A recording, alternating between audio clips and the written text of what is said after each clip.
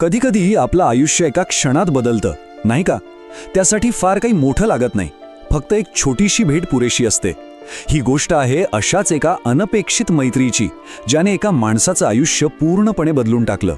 चला तर मग जाणून घेऊया ही अविश्वसनीय कहाणी. अच्छा, एक साधा प्रश्न आहे. मांजर आडवं गेलं तर काय होतं? आपण सगळेच त्याला अशुभ मानतो, बरोबर ना? पण खरंच तसं असतं का? कदाचित ही गोष्ट ऐकल्यावर आपला विचार बदलेल. कारण एका माणसासाठी तेच आडवं गेलेलं मांजर काही अपशकुन वगैरे नाही, उलट ते एक जीवनदान ठरलं. हो, खरे, त्याच्या आयुष्याला एक नवी दिशा देणारा तो एक क्षण होता. तर ही गोष्ट सुरू होते 2007 साली लंडनच्या गजबजलेल्या रस्त्यांवर. कल्पना करा, एक माणूस आहे जो आपल्या आयुष्याच्या सगळ्यात कठीण काळातून जातोय, आणि त्याच वेळी त्याची भेट एका अशा जीवाशी होते ज्याची त्याने कधी कल्पनाही केली नव्हती. या माणसाचं नाव होतं जेम्स बोवेन. रस्त्यावर गिटार वाजवून जे काही मिळेल त्यावर तो आपलं पोट भरायचा. वरून व्यसनाचा विळखा होताच. अशाच एका रात्री जेव्हा तो घरी परतत होता, त्याला एक जखमी मांजर दिसलं. बिचारं अक्षरशः मरणाच्या दारात होतं. आता बघा, जेम्सची स्वतःची परिस्थिती काही खास नव्हती, म्हणजे स्वतःच्या जेवणाची भ्रांत होती. अशावेळी तो काय करणार? पण तरीही त्यानं त्या जखमी जीवाला तसंच वाऱ्यावर सोडलं नाही. स्वतःजवळचे जे काही थोडेफार पैसे होते ते खर्च करून त्यानं त्या मांजरावर उपचार केले. इतकंच नाही तर त्याला घरी आणून जवळजवळ 2 आठवडे त्याची सेवा केली. जेम्सच्या डोक्यात सगळं ठरलेलं होतं. मांजर बरं झालं की त्याला सोडून द्यायचं. पण म्हणतात ना, आपण एक ठरवतो आणि नशिबात दुसरंच काहीतरी लिहिलेलं असतं. आणि इथूनच ह्या कहाणीला एक जबरदस्त ट्विस्ट मिळतो. म्हणजे बघा, जेम्सचा प्लॅन एकदम साधा होता. 1. जखमी मांजराला मदत करायची. 2. त्याच्यावर उपचार करायचे. 3.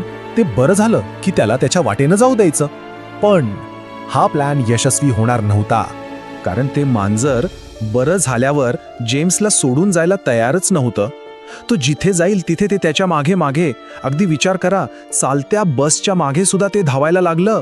हे एक असं नातं तयार होत होतं ज्याची जेम्सने स्वप्नातही कल्पना केली नव्हती. आणि मग काय, इथूनच सुरू झाली एका अनोख्या पार्टनरशिपची गोष्ट.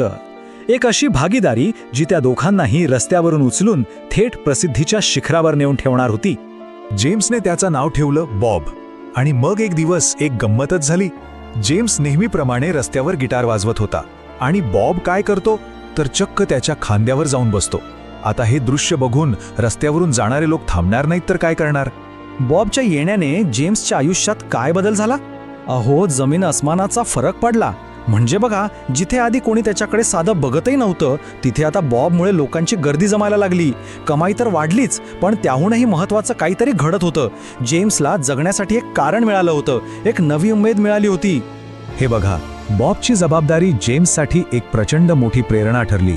आता विषय फक्त स्वतःचा नव्हता, त्याला आता बॉबसाठी जगायचं होतं. बॉबसाठी त्या व्यसनाच्या विळख्यातून बाहेर पडायचं होतं. खरं तर त्या एका लहानशा जीवाने त्याला त्याच्या स्वतःच्या आयुष्याची किंमत समजावून सांगितली होती. आता ही गोष्ट फक्त लंडनच्या रस्त्यांपुरती राहिली नाही.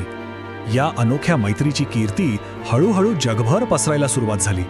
तुम्ही विचार करा, जेम्सने त्याच्या आणि बॉबच्या अनुभवांवर एक पुस्तक लिहिलं, आणि ते पुस्तक प्रचंड गाजलं, बेस्ट सेलर ठरलं. एवढंच नाही, 2016 साली त्यांच्यावर चक्क एक हॉलिवूड सिनेमा बनला. जगभरातून लोक खास त्यांना भेटायला, त्या जोडीला बघायला येऊ लागले होते. पण ही गोष्ट फक्त प्रसिद्धी किंवा पैशांची नाहीये. ही आहे एका अशा नात्याची ज्याने खूप मोठा वारसा मागे ठेवला आहे, एक खूप महत्त्वाचा संदेश दिला आहे. तर हा सगळा प्रवास 2007 मध्ये सुरू झाला. 2012 मध्ये पुस्तकातून जगभर पोचला, 2016 मध्ये सिनेमातून. पण दुर्दैवाने 2020 साली एका कार अपघातात बॉबचं निधन झालं. त्यांनी या जगाचा निरोप घेतला, पण जाता जाता तो एक खूप मोठी गोष्ट शिकून गेला. तो संदेश काय होता? तर तो हाच की कधीकधी कुणाचं आयुष्य बदलायला फार मोठ्या गोष्टींची गरज नसते, मोठमोठे प्रयत्न नको असतात. फक्त एका सोबतीची, एका निस्वार्थ साथीची गरज असते. ही कथा ऐकल्यावर मनात एक प्रश्न नक्कीच येतो, नाही का? की अशी अनपेक्षित साथ आपल्याला कुठे सापडू शकेल? कदाचित ती कुठूनही, कोणत्याही रूपात आपल्या आयुष्यात येऊ शकते. गरज आहे फक्त आपलं मन आणि डोळे उघडे ठेवण्याची.